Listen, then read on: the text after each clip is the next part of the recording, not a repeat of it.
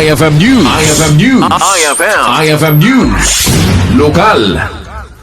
May hijaya iti benteng bigas sa uwen bagas sa magatang laang iti 20 piso iti kada kilo iti syudad ti Bataca. Imbatad ni Mayor Marky Chua, dagiti pailag residente ti syudad dati mabali na gumatang iti bagas kay naka-priority dagiti PWDs when persons with disability, senior citizen, indigent, consolo parent. Kinanana, 20 kilo iti limit na agatangan dagiti priority kan 10 kilo mat kada iti regular a customer.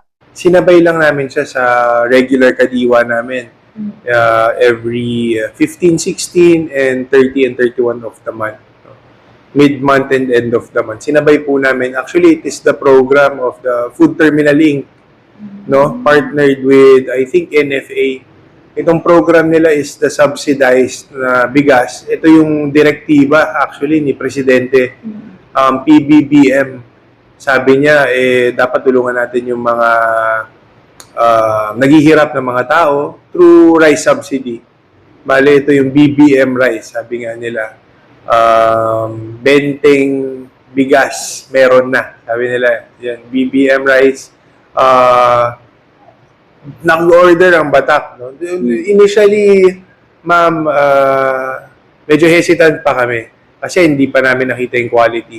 Pero nung nakita namin agad yung quality ng rice, yung bigas, talagang naging interesado na kami. Actually, nakadalawa na kami. Last month and this month.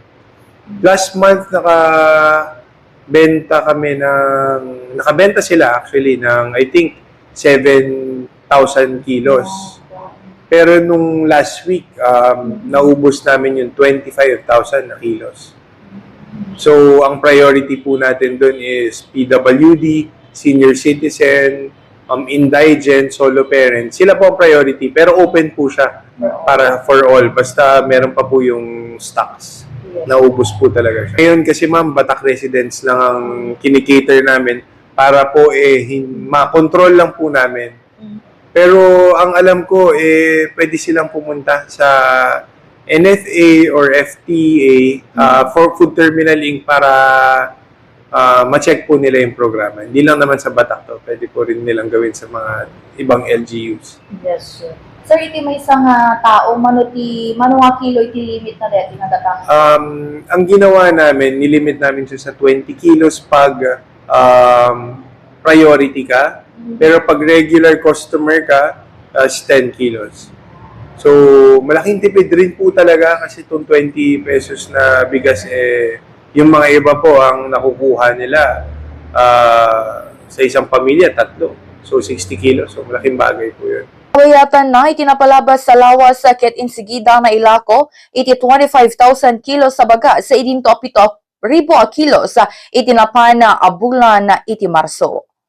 Para iti IFM News, Idol Bernadette Toledo, Tatak, IFM.